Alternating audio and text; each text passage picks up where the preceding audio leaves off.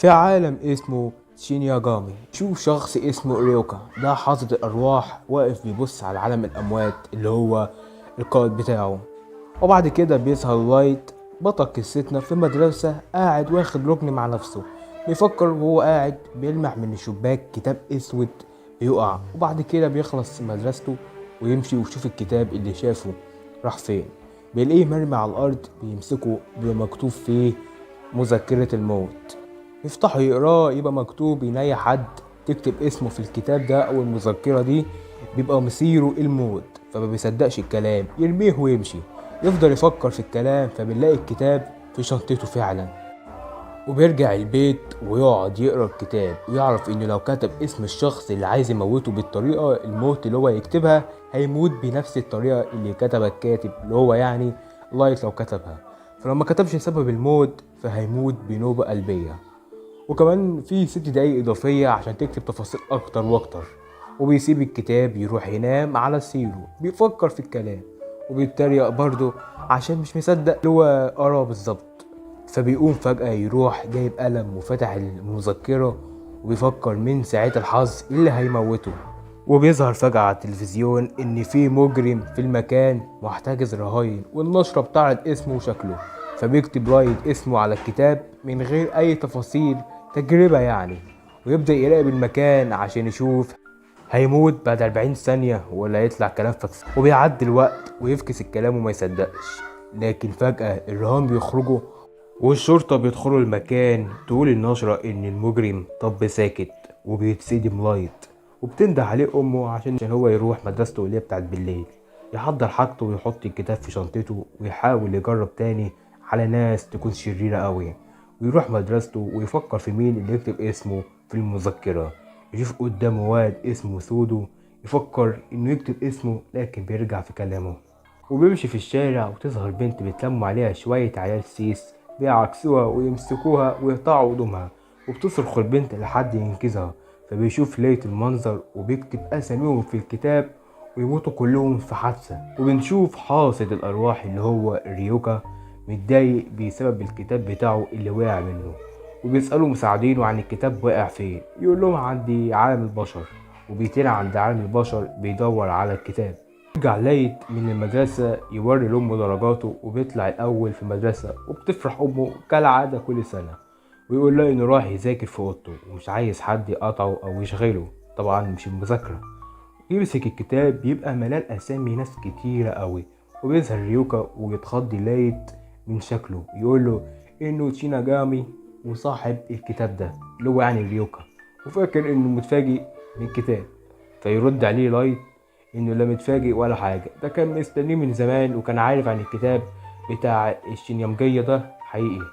يقول لي ريوكا إن الكتاب ظهر قبل كده من فترة كبيرة، بس الناس كانت بتخاف من الحاجات دي. وبيستغرب على كمية الأسامي الناس اللي هو كاتبهم لايت في الكتاب، ومع ان اصلا الكتاب بقاله معاه 5 ايام بس. ويسأله لايت عن هو هيعمله ايه، يرد عليه ريوكا انه مش هيعمل له حاجة وان الكتاب بقى ملكه هو خلاص. وبيستغرب لايت، يقول له لو ما عوزتهاش اديها لواحد غيري، لكن وقتها هيمحي ذاكرته عشان ما يفتكرش الكتاب ده. فبيعترض لايت وبيعجبوش الصفقة بتاعت ريوكا. يقول له براحتك، انا حذرتك، انا ممكن اكتب اسمك في كتاب وتموت عادي. فتخبط عليه امه، يقول لي رد عليها عادي. يطلع يتكلم معاها وخايف لا تشوفه. يقول لي روكا ما تقلقش ان محدش يقدر يشوفه او يسمعه غيرك انت بس، عشان انت صاحب الكتاب. وبيسأله لايت عن الكتاب وازاي اختاره هو. يرد عليه ريوكا انه ما اختاروش عشان سواد عيونه يعني، هو الكتاب وقع منه وعشان كده خلاه يتكلم باللغات اللي البشر بيتكلموا بيها اكتر. وما بيصدقش لايت وبيقول له انها مش صدفة ابدا. يرد عليه ريوكا انه تعب جدا من عالم الشينامجية اللي هو عايش فيه، وان هناك اصلا مفيش متعة انك تكتب اي اسم حد ويموت، ان هو اصلا ميت في العالم ده اصلا.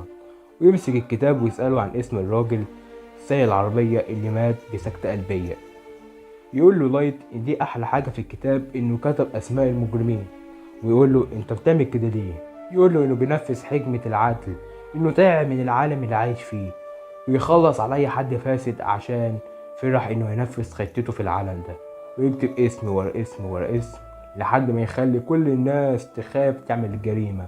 واللي يعمل جريمة هيخليه عبرة ايا كان موت مرض او حادثة، وهيعمل عالم جميل مفيهوش اي حد فاسد ولا جريمة. يقول ريوكا اللي انت بتعمله ده جنان. يرد عليه لايت انه مش مجنون، هو عاقل، بس هو عايز يكون عالم بتاعه الجديد. يبص له ريوكا بنظرة فرح ويقول البشر مخلوقات ممتعة جدا. وفي المدرسة لايت بيبقى قاعد ماسك الكتاب، يطلب من المدرس انه يترجم له جملة في الكتاب، وبيقوم لايت يترجم للأستاذ الكلمة، وبيظهر له ريوكا يتكلم معاه.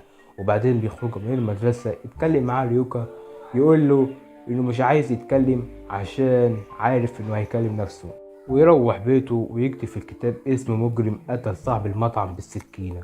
ويقول لريوكا انت ليه بتكتب في الكتاب؟ يقول له لانه وقته قليل جدا وما بيلحقش من مدرسته ولا مذاكرته ولا الكتاب يموت فيه كل المجرمين. وبعدين تيجي اخته الصغيره تقعد تخبط عليه في الباب عشان يذاكر لها، وبيبقى ريوكا قاعد على السرير وبيحذر لايت ان اي حد لو لمس الكتاب هيقدر يشوفه. وبنشوف ناس مهمه في مجلس الانتربول ملاحظين الناس اللي بتموت بنوبات قلب دي اللي هم المجرمين، واللي هي بتحصل بتكرار في الفترة الأخيرة. فبتكلم أحد من الأعضاء إنهم أصلا مجرمين ومش مهمين، فبيرد القائد إزاي دي حادثة قتل، فهي جريمة ومش معقول 100 شخص يموتوا بالشكل ده. وبيشككوا إن اللي بيحصل ده من ورا منظمة كبيرة مخططة لده. ويفضل الاجتماع يشككوا في مين اللي عمل كده لحد ما شخص يقول إننا هنستعين بإل. فيرد واحد جديد من الاجتماع مين ده؟ يقول له شخص من الاجتماع انه اكتر حد هيفيدهم في القضية دي لانه ذكي ومحقق فذ. فبيجي شخص متنكر بزي محقق ويقول لهم ان الوحيد اللي بيعرف يتعامل مع ال، ويطلع جهاز لابتوب والواضح ان ده آل بس صوت بشري. ويظهر لايت وريوكا في مكان معزول.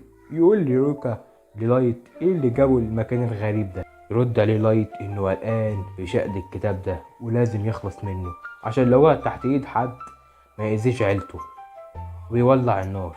وفي الاجتماع الجهاز اللي اسمه ال بيحلل القضية ويقول لهم انه ما يحتاج تعاون مع الشرطة اليابانية. فبتخضوا ويسألوا اشمعنى اليابان بالذات؟ يقول لهم ان هو عنده احتمالات كبيرة عن المنظمة الغريبة اللي موجودة في اليابان، ويحاولوا يزنقوه في الكلام عن برضه ليه اليابان، اديني سبب. رد عليهم برضه انه ما معهوش اثبات كافي للامر ده ولازم يواجه المجرم بوش بوش. وبينجح لايت انه يخفي المذكرة في الدرج. يقول لريوكا انها واضحة من المفتاح اللي حاطه، فبيعمل لايت حيلة بأنبوب القلم الجاف عشان محدش يمسك بالمذكرة. يشرح له الحيلة اللي عملها اللي عبارة عن حاجة جوه حاجة، بس الحاجة دي خطرة شوية ويحذره ريوكا لأنها خطرة جدا ممكن تسبب حريقة في أي وقت.